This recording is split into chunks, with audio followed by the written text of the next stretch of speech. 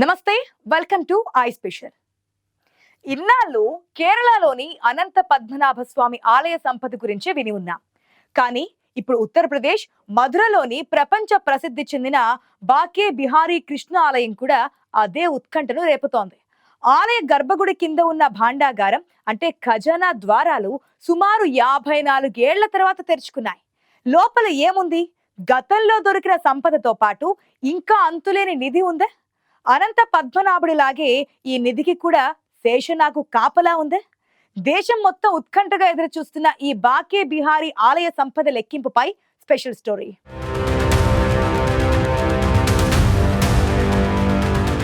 గోస్వామి సామాజిక వర్గానికి చెందిన పూజారులు, భక్తులు, న్యాయ నిపుణులు అందరి చూపు ఇప్పుడు మధుర బాకే బిహారీ ఆలయం వైపే. 54 ఏళ్ల తర్వాత సుప్రీంకోర్టు ఆదేశాల మేరకు ప్రత్యేక కమిటీ పర్యవేక్షణలో ఈ భాండాగారం తలుపులు తెరుచుకున్నాయి. ఈ ఖజానాకు 160 ఏళ్ల ఘన చరిత్ర ఉంది. గతంలో 1971లో ఈ ఖజానా తలుపులు తెరిచినప్పుడు ఎంతో విలువైన బంగారు ఆభరణాలు, వజ్ర వైడూర్యాలు లభించాయి. వాటిని అప్పట్లో SBI లాకర్లలో భద్రపరిచారు. అయితే రాజులు దానం చేసిన సంపదలో చాలా భాగం లోపల ఇంకా ఉందన్న ప్రచారం ఎన్నో ఏళ్లుగా జరుగుతోంది.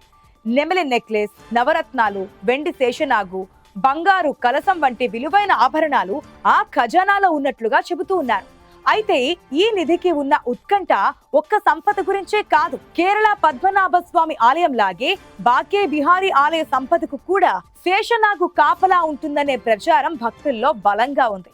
ఈ అంతులేని నిధి ఆధ్యాత్మిక రహస్యాన్ని ఒక్కసారిగా వెలికి తీయాలని భక్తులు కోరుకుంటున్నారు.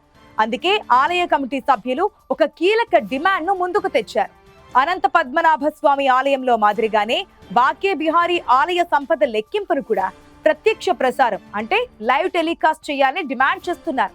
పారదర్శకత, భక్తుల విశ్వాసం కోసం ఈ లైవ్ ప్రసారం తప్పనిసరి అని వారు వాదిస్తున్నారు.